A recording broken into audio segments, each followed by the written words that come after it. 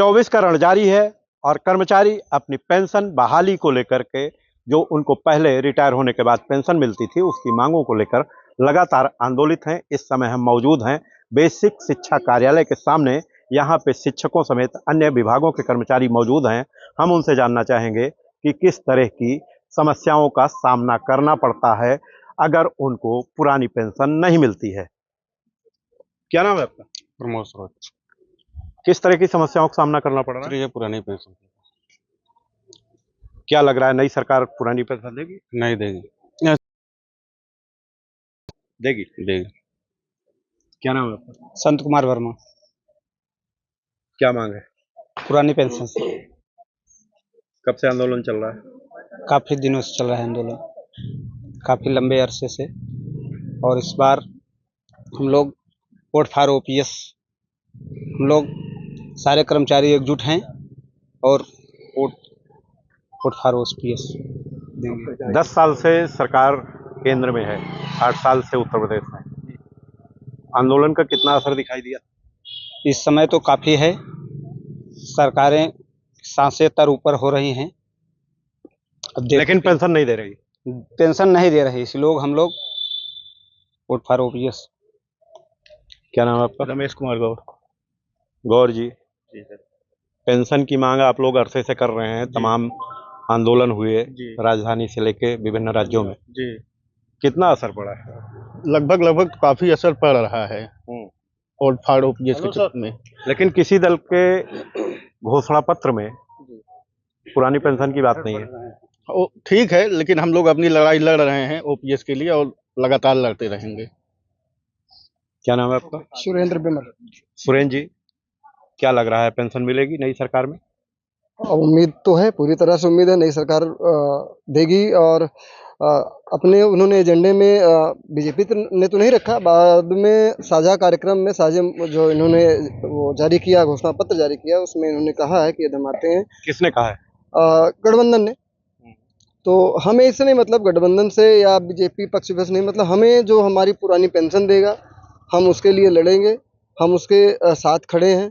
हमने कई बार वर्तमान सरकार से, केंद्र सरकार से, राज्य सरकार से मांग रखी, दिल्ली तक हम लोगों ने आंदोलन किया, वहाँ तक अपनी बात पहुँचाई, बात पहुँची भी, पर पता नहीं क्यों जैसे एक सम्मान का मुद्दा बना लिया कि नहीं हमने नहीं दिया है तो अब नहीं देंगे। क्या है, सरकार संजीदा है, जानती है कि बहुत अच्छी चीज़ है, पर क्या कारण है कि उसके गले से नीचे नहीं उतर रहा है, उसके अर्थशास्त्रियों के दिमाग में क्या घुस गया नहीं समझ में आ रहा। जबकि सर ना देने से ज़्यादा नुकसान हो रहा है उनका। 14% वो अपना शेयर दे रही है, पुरानी जो कभी बुजुर्ग हो जाएंगे तो वृद्धा पेंशन देगी, वहाँ नुकसान हो रहा है। तो सरकार का ना देने से ज़्यादा नुकसान है, बल्कि दे देने से सरकार पर आर्थिक बोझ नहीं पड़ेगा।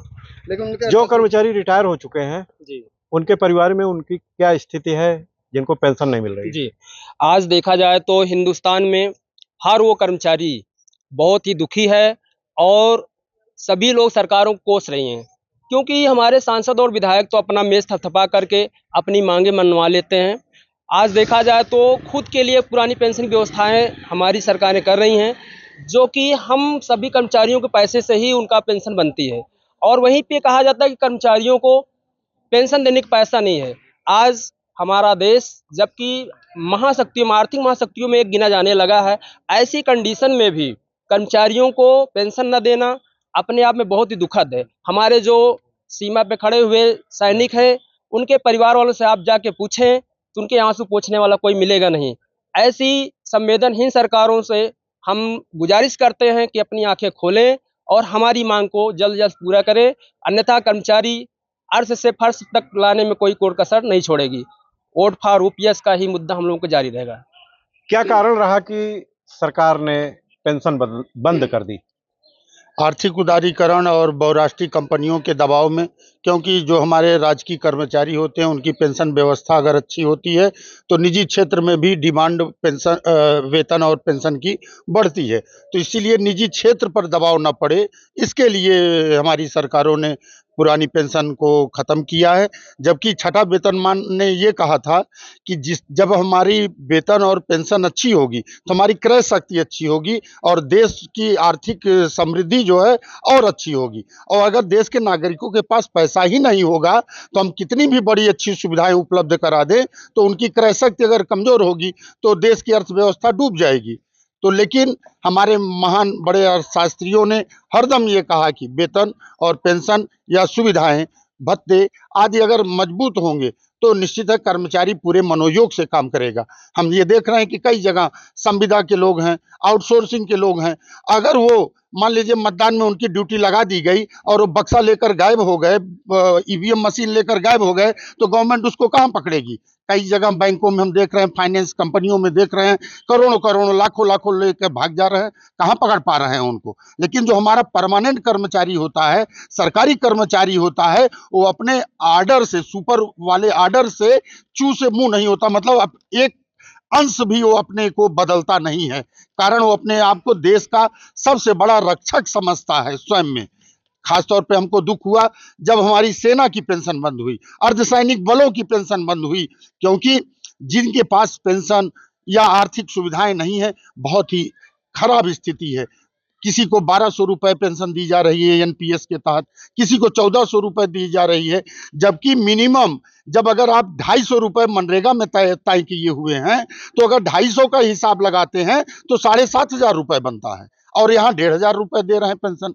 तो हमको मनरेगा मजदूर से भी गई गुजरी स्थिति में देश के कर्मचारियों को, शिक्षकों को, नीति निर्माताओं को, सबको इन लोगों ने रख रखा है।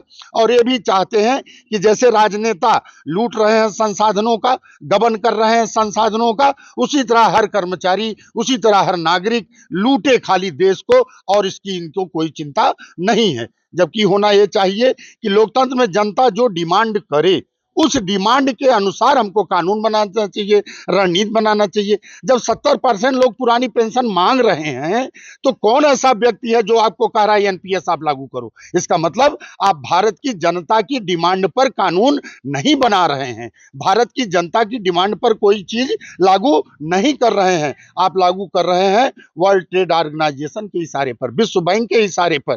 तो इस तरह से देश नहीं चलने वाला। हमारे कई अर्थशास्त्री कहने वाले हैं कि आगे जुलाई 2024 में देश की अर्थव्यवस्था बैठने जा रही है।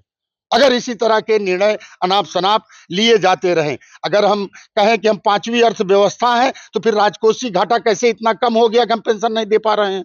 या तो आपकी 5वीं अर्थव्यवस्था में संदेह है घोषित करने में, या तो आपके पास राजकोष की कमी है, उसको आप स्पष्ट करिए। लेकिन इस तरह से दो तरह की बातें करके लोगों को दिग्भ्रमित किया जा रहा है, और खास तौर पे सरकारी कर्मचारियों को, शिक्षकों को, क्योंकि इन्हीं के भरोसे पे अगर आपकी शासन व्यवस्था चल रही है तो इनको भी संतुष्ट करना जरूरी है। और एक देश में एक विधान लागू होना चाहिए। हमारे राष्ट्रीय अध्यक्ष विजय बंधु जी ये कहते हैं। एक राष्ट्र एक विधान का क्या मतलब हुआ? जैसे कि हमारा संविधान समानता पर आधारित है, तो यहाँ पे जितने भी जो हमारे देश के वासी हैं, सबके लिए समानता का कानून निर्धारित किया गया है। लेकिन वो जो पेंशन का मामला है, ये इसमें कौन सी असमानता है? असमानता यही है कि जो 60 साल देश सेवा में रत रहे उसको 1800 पेंशन, और जो 5 साल और ये कह के आता है कि हम जनसेवक हैं, मेरी सेवा 60 साल, उनकी सेवा 5 साल, फिर मेरी पेंशन 1000, उनकी 50,000। ये कैसा, ये हमारे संविधान में कहाँ इसका उल्लेख है? हमारा संविधान समानता पर आधारित है। आपका मतलब ये है कि अगर आपको पेंशन नहीं दी जा रही है, हाँ, तो 5 साल वाले को क्यों दी जा रही है? बिल्कुल बिल्कुल सवाल है, सरकार से ये सवाल है। समाप्त तो होना चाहिए। नहीं, समाप्त ये मुद्दा नहीं है। नामांकन में उदाहरण आया, क्योंकि ये बुजुर्गों, हम भी बूढ़े होंगे, वो भी बूढ़े होंगे। समानता की बात जहाँ आती है कि हम ये इस पर नहीं है कि मुझे नहीं मिली तो उनको भी नहीं, नकारात्मक ख्याल नहीं है। हमें भी मिलनी, उनको मिल रही है तो हमको क्यों नहीं मिल रही है, बात ये है। और हमारा आत्मविश्वास कहता है, हमारे नेतृत्व ने, आदरणीय विजय बंधु ने जो मशाल जलाई है, एक दिन में तो नहीं, लेकिन एक दिन पेंशन जरूर बहाल होगी। ये जन आंदोलन बन गया है, जन जन का मुद्दा बन गया है। बहुत दिन तक इसको नकार नहीं सकते। पूरे आत्मविश्वास से हमारा कर्मचारी, हमारे सारे साथी हमारे साथ हैं।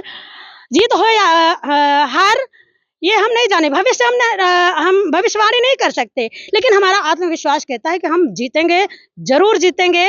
वोट फॉर ओपीएस पर हमारा जो सबसे बड़ा हथियार है, हमारा वोट है, और उस वोट का प्रयोग हम अपनी पुरानी पेंशन के लिए, अपनी सामाजिक सुरक्षा के लिए करने जा रहे हैं। हम क्या, हमारा पूरा सारे जो हमारी विषमताएं हैं, भिन्नताएं हैं, जाति धर्म छोटा बड़ा, इन सब से उठ करके हम सिर्फ कर्मचारी हैं, और हम एकजुटता से अपने परिवार के साथ, अपने संबंधियों के साथ, अपने मित्रों के साथ वोट फॉर ओपीएस के लिए तत्पर हैं। हमारा जहां जिन जिलों में हो गई है वो चुनाव संपन्न हो चुके हैं, वहां पर हमारे साथियों ने बहुत अच्छा प्रदर्शन किया है। 25 मई को प्रतापगढ़ में चुनाव होने जा रहे हैं, और हम पूरे हमारा एक्साइटमेंट है, हमारा पूरे उत्साह से लवरेज है। वोट फॉर ओपीएस जीतेगा, जरूर जीतेगा। बहाल करो। क्या लग रहा है, ओपीएस अगर नहीं बहाल होती है तो जैसा मैडम कह रही हैं कि जन आंदोलन होगा, तो ये जन आंदोलन का स्वरूप कैसे बनेगा?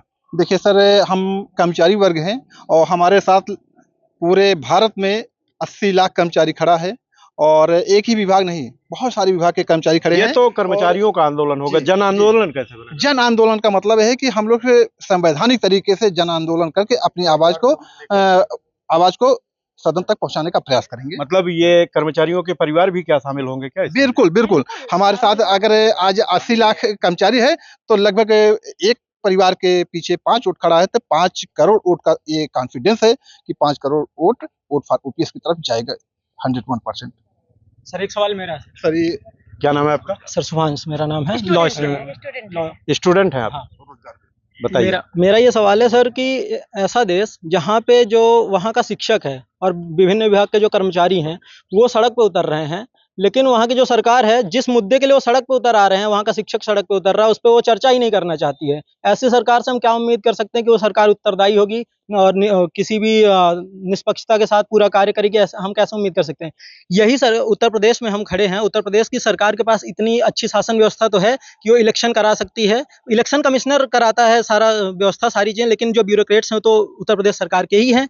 तो जब इनके पास इतनी अच्छी शासन व्यवस्था है, तो जब कोई एग्जाम कराते हैं, गवर्नमेंट एग्जाम कराते हैं, जब इनको नौकरियां देने की बात आती है तो एग्जाम पेपर कैसे लीक हो जाता है? मैं इस सरकार से ये सवाल कर रहा हूँ कि जहाँ पे पब्लिक वेलफेयर की बात आती है वहाँ इनके पास तमाम समस्याएं हैं, पर जहाँ पॉलिटिशियंस वेलफेयर की बात आती है वहाँ पे इनके पास कोई समस्या क्यों नहीं रहती है? Thank you sir. Very good. क्या नाम है? राजेश मिश्रा। मिश्रा जी, क्या लग रहा है, आपका आंदोलन सफल हो पाएगा? बिल्कुल सफल होगा, हम लोग आशावादी हैं। पिछले कई सालों से हम लोग इस दिशा में कई स्तरों पर काम कर रहे हैं, संगठन के स्तर पर भी, कर्मचारी स्तर पर भी, सभी पिछले 15 साल से इस आंदोलन को चला रहे हैं। और पिछले चुनाव में आपने देखा होगा कि जब लगा कि लोग आंदोलनरत है तो कई पार्टियों ने इसको अपने उसमें शामिल भी किया, अपने उसमें मैंडेट में शामिल भी किया कि हम ओपीएस देंगे। सरकार झुकी भी, लेकिन कुछ एक जगह उनकी सरकार बदल जाने के कारण जैसा उम्मीद थी वैसा परिणाम नहीं आया, तो फिर से एक बार सरकार पीछे हट गई है। लेकिन अगर हम सब एक रहे और ओपीएस के पक्ष में मतदान किए तो सरकार को निश्चित रूप से एक दिन झुकना पड़ेगा और ओपीएस देना पड़ेगा। क्या नाम है आपका? विश्वदीप सिंह। विश्वदीप जी, क्या लग रहा है, नई सरकार आपको पुरानी पेंशन देगी? किस मुद्दे पर मतदान करेंगे? हमें नई सरकार से उम्मीद पूरी तरीके से है कि वो ओपीएस को बहाल करेगी, और हम सभी जितने साथी हमारे कर्मचारी सब ओपीएस के मुद्दे पर ही वोट देंगे। कई राज्यों में पेंशन मिल भी रही है। जी जी जी सर, जो पिछली सरकारें थी जैसे छत्तीसगढ़, झारखंड वगैरह में, वहाँ पुरानी सरकार के द्वारा पेंशन बहाल किया गया है। इसी आशा पे हम लोग चाहते हैं कि हमारी जो यहाँ भाजपा की सरकार अगर जीतती है तो पुरानी पेंशन अवश्य बहाल करे। क्या नाम है आपका? ओंकार नाथ। ओंकार जी, कितने राज्यों में पेंशन मिल रही है? छत्तीसगढ़ है और एक केरल, बंगाल में तो समाप्ति ही नहीं हुई है। वहाँ बंगाल एक ऐसा, हमारे देश का एक ऐसा प्रदेश है जहाँ पर ओपीएस हमेशा से लागू है, अभी तक वहाँ पर एनपीएस की कोई व्यवस्था नहीं है। कांग्रेस कुछ राज्यों में कांग्रेस की सरकार थी जहाँ पे पेंशन मिल रही थी जी और सरकार बदल गई है। नहीं, केवल राजस्थान को लेकर कुछ अभी उपापो है, बाकी अन्य राज्यों में जहाँ भी लागू हुई थी वहाँ पर पूरी तरह से पेंशन व्यवस्था बहाल है, पुरानी पेंशन व्यवस्था बहाल है। जी सर। जिस मुद्दे पर मतदान होगा? जी सर, वोट फॉर ओपीएस और निजीकरण के खिलाफ हम लोग का अभियान है कि निजीकरण बंद होना चाहिए, क्योंकि जो शासन सत्ता है, हमारा संविधान है, वो लोक कल्याणकारी संविधान लोगों के कल्याण की बात करता है। और निजीकरण उस बंधुआ मजदूर जो 1947 या उसके पहले की स्थिति थी, वहाँ पर कर्मचारियों को या इस देश के नागरिकों को लेकर जा रहा है।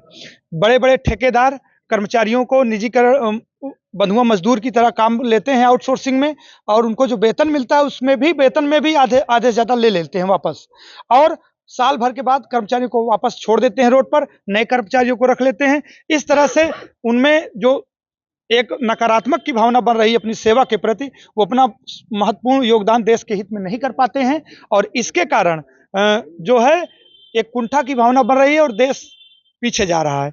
तो निसंदेह स्थायित्व की भावना होनी चाहिए, और ये जो बंधुआ मजदूर वाली व्यवस्था है इसको बंद होना चाहिए, और ताकि मन लगाकर के देश के विकास में सारे कर्मचारी अपना योगदान दे सकें।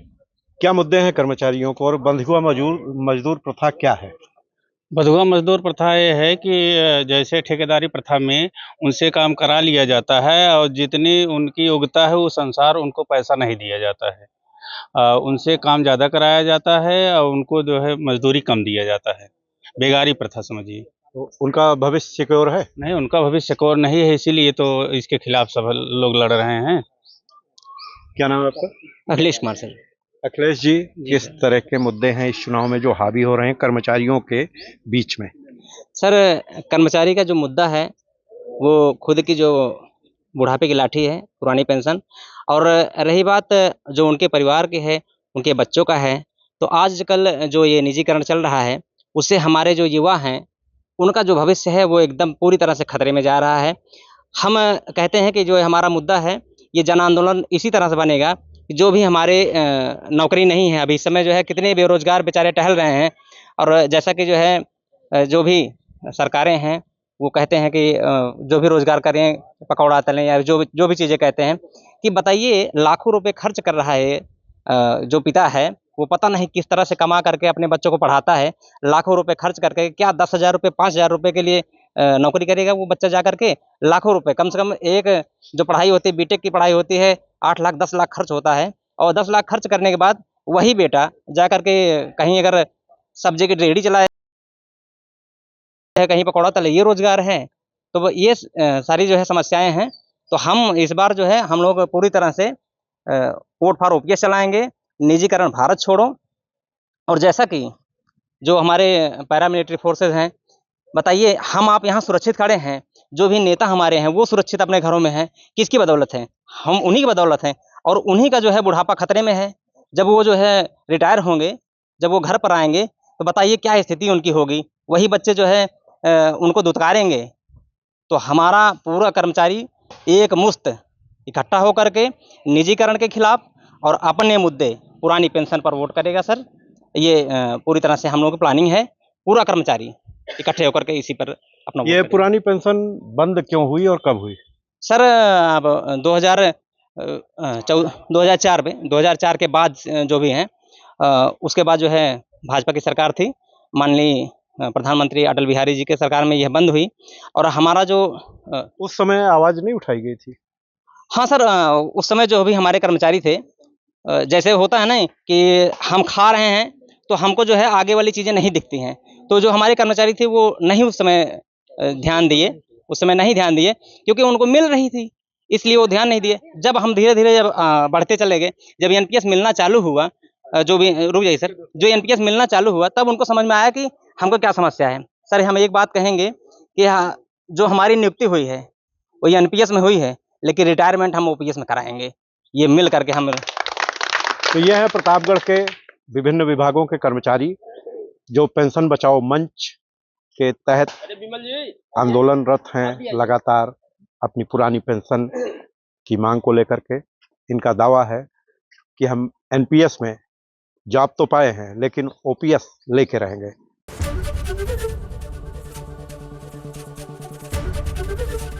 एबीपी गंगा, खबर आपकी, जुबान आपकी।